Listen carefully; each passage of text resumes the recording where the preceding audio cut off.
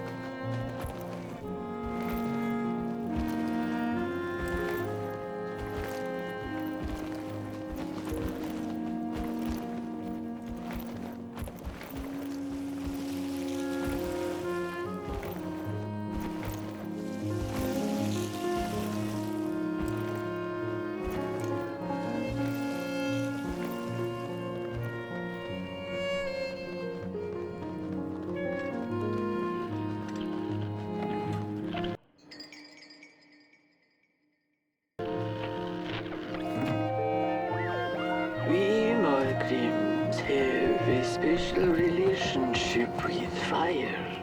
We do not cook over it. We do not shed tales around it. We care not for its warmth.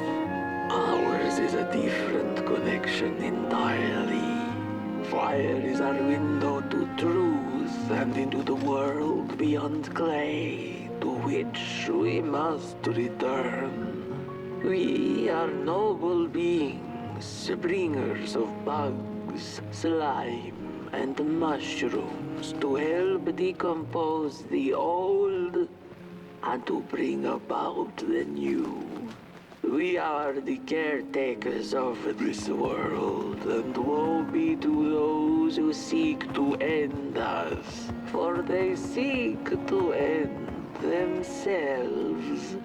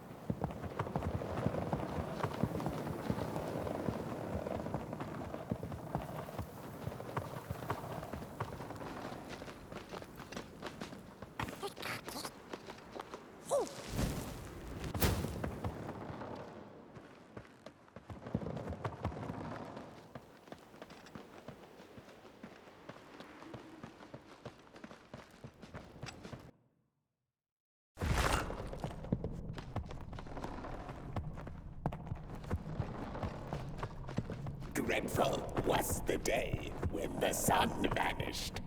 The waters dried up, birds went quiet, and the dark itself seeped unchecked into the work table as the cold, chewed paper moon rose over the mountain. The night that followed would be long as the midnight walk. The burnt one was there. You do not remember, but you feel it, don't you? You are reborn when need arises. This night, Port Boy needs you, and Moon Mountain beckons. Its call irresistible.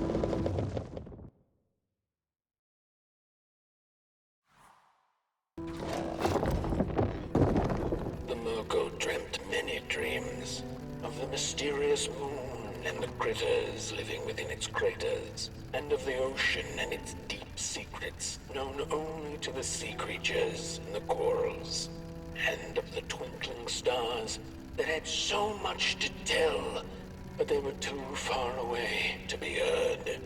All of it intertwined in a colorful tapestry.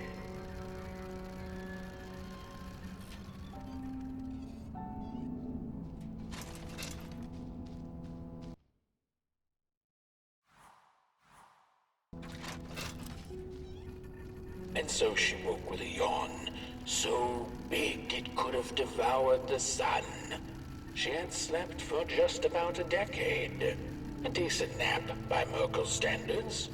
She smacked her dry lips, looking forward to what the new dawn had to offer as she left her lair and went out into the cool night. "Wait a minute," she exclaimed. "Night?"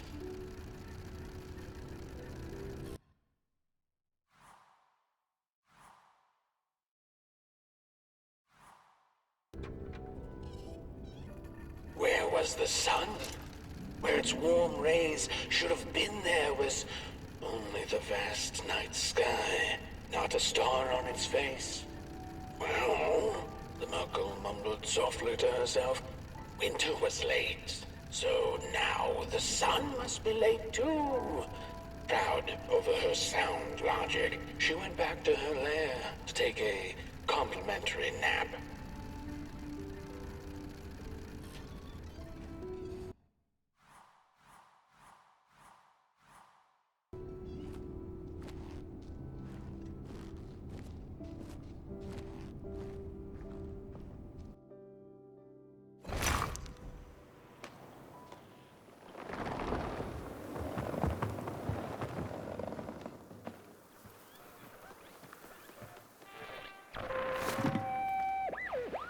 I had a flame once. It was beautiful and bright. It spread its light, brought me and my neighbors warmth. And it was always hungry. No matter how much I fed it, it kept on growing and growing. And one day it got big enough to start walking the long road. I didn't guide it. It dragged me along for the ride. I followed it for a long time. Would the road ever end? What was the point of the walk? Things kind of spiraled. Road took me on dangerous detours that didn't make sense. Before I knew it, my flame began to fade until it... Well, I don't think I was meant to carry this flame.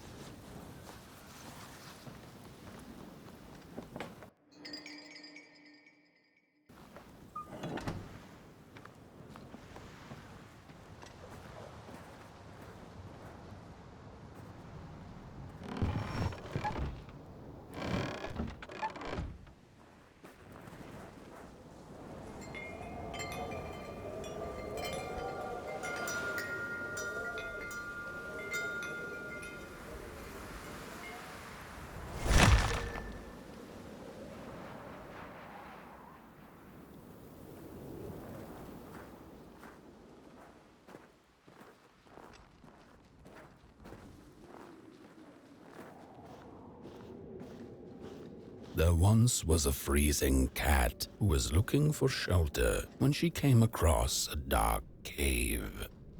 "Step into my abode," offered the dark. "It will warm you if you surrender your wants."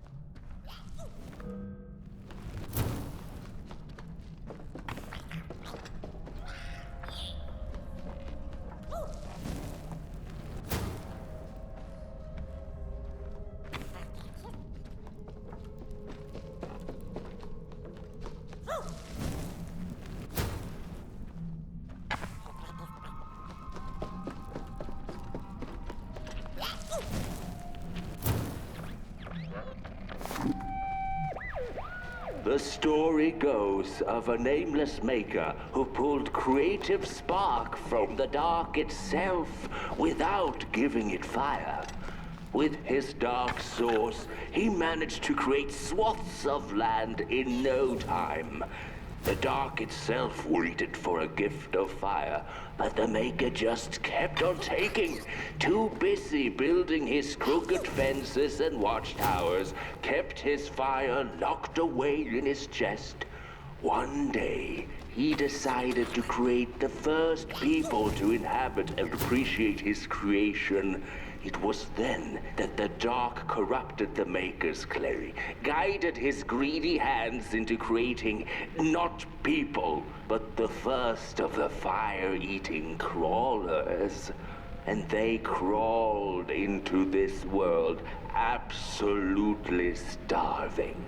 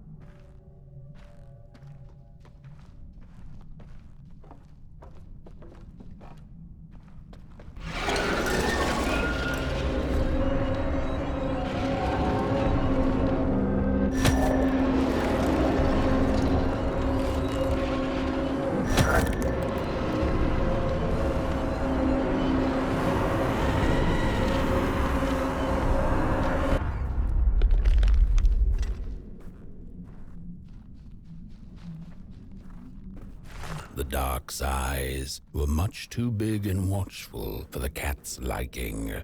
She went on to find warmth somewhere else.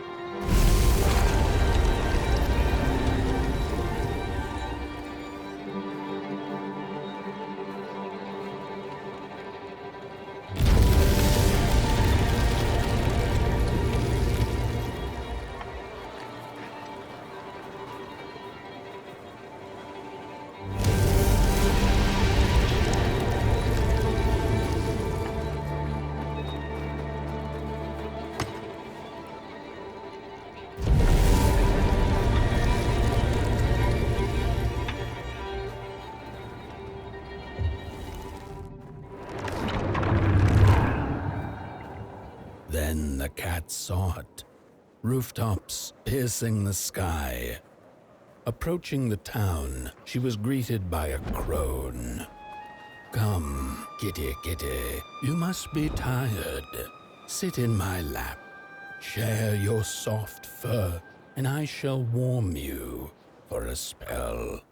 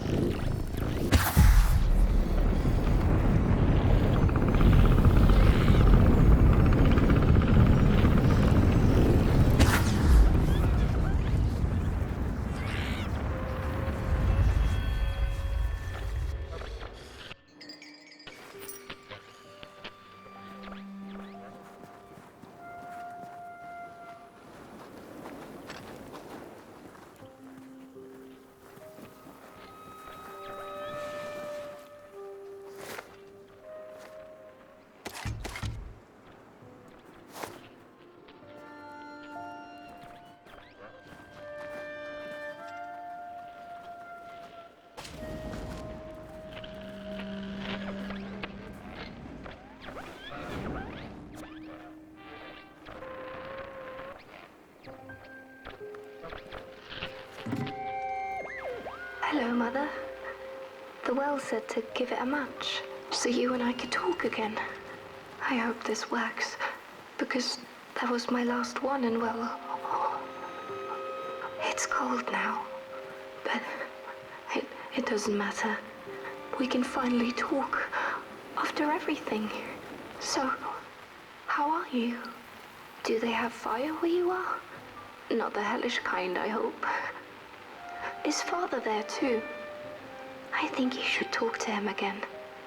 I know it doesn't seem like it, but I know he loves you still. I love you. Still. I can't feel my hands. I can't feel anything.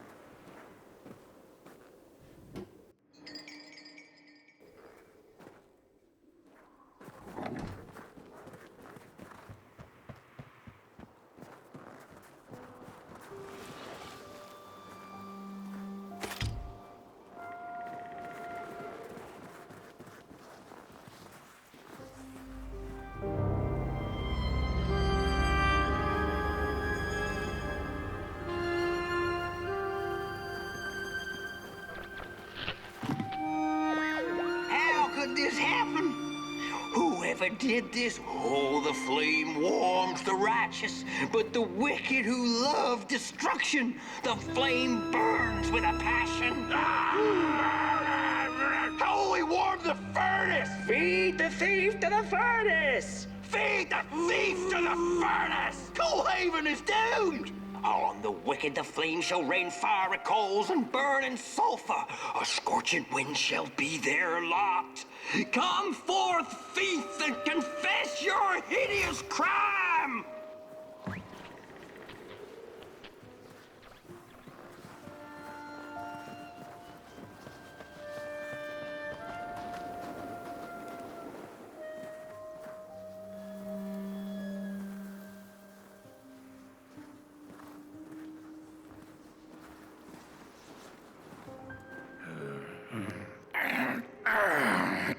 Welcome to Coalhaven, newcomer.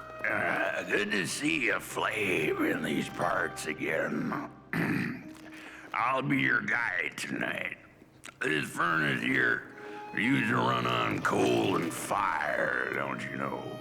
But a thief stole all our matches, wasted them in greed, you see.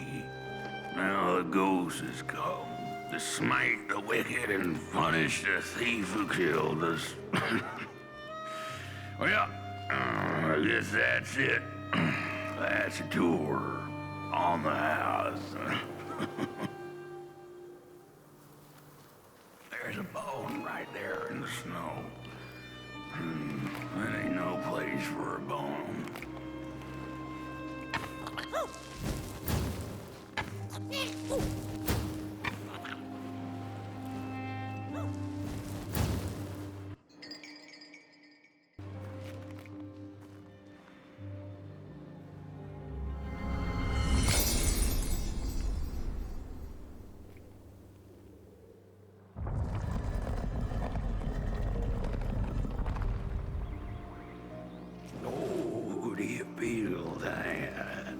Something's changing.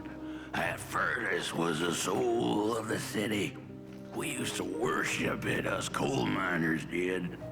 Fed it trees and fire like it was a hungry, angry god. This broken body's going nowhere. Yours is. Walk the streets. Listen. Just don't believe everything the half-dead say. The cat didn't like the crone's crude pettings. Her hands tugged at her fur. Now, rest still, the crone said, as she pulled out a crooked knife. The cat was quick and escaped just in time.